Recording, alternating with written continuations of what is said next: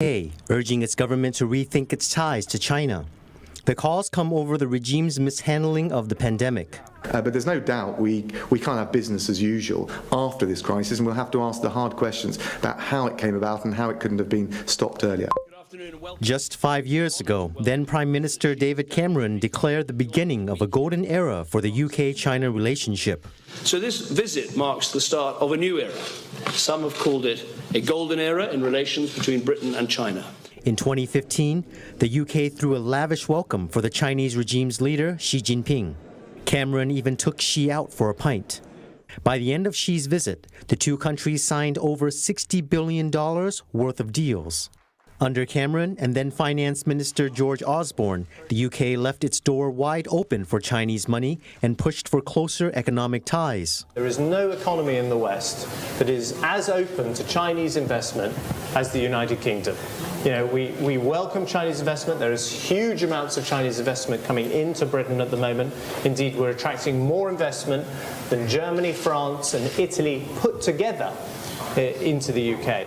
The flagship UK project funded by Chinese investment was a new nuclear power station at Hinkley Point in southwest England. Chinese state-owned company China General Nuclear Power Group, or CGN, took a one-third stake in the $28 billion plant, which was built by a French group. We've created a model where we can attract Chinese investment into civil nuclear power. In return, CGN was allowed to build and operate its own facility at another site.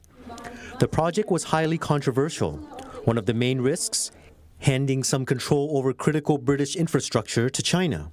When former UK Prime Minister Theresa May took over, the project was put on hold for review, though it was eventually given the green light. But last year, new questions emerged about CGN's involvement when the company was blacklisted by the US Commerce Department for attempting to steal nuclear technology. Chinese investment in the UK covers many areas, from the famous London black cabs to Heathrow Airport, from Barclays Bank to Thames Water. But it's most often focused in the energy sector. Chinese investment peaked in 2017, reaching $20 billion.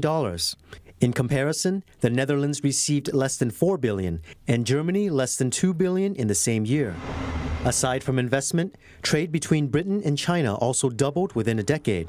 And with the UK now out of the European Union, Downing Street is free to hammer out a new trade deal with China. Our ambition is for more trade, not less trade.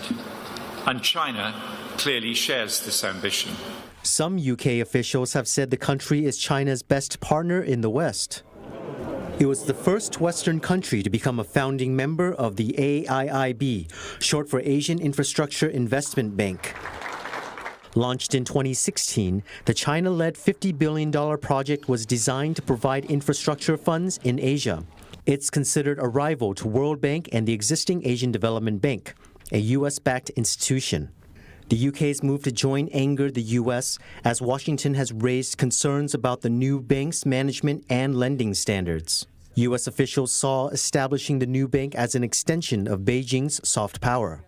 Contrasting her predecessor's eagerness to join the AIIB, Theresa May was reluctant to endorse another of the Chinese regime's projects, the Belt and Road Initiative. The massive infrastructure project is said to include over 70 countries and cover more than two-thirds of the world's population. Belt and Road is a cornerstone of the Chinese Communist Party's aggressive foreign policy goals and expansionist goals. That comment comes from a U.S. Senate hearing about the initiative last year. Critics also say it will trap poor countries in debt. Despite ongoing concerns, current Prime Minister Boris Johnson has expressed great interest in the initiative. Listen, we are very enthusiastic about the Belt and Road Initiative. We're very interested in what President Xi is doing.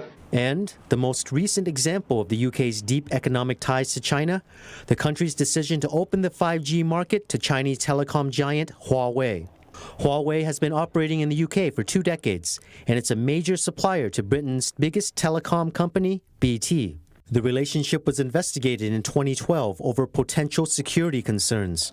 Huawei is now widely reported as having close links to the communist regime. And there's not only a legal requirement, but there's deep financial investment. You have senior leaders in these companies that are tied to the Chinese Communist Party. We think that it's not about a technical back door. They have the front door. Despite the U.S.'s repeated warning, Johnson's government decided in January to include Huawei in the rollout of the country's 5G networks, with a market share cap of 35%.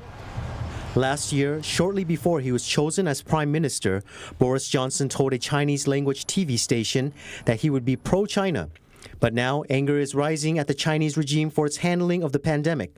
Johnson is under increasing pressure to reassess the Chinese regime's position as a trusted partner.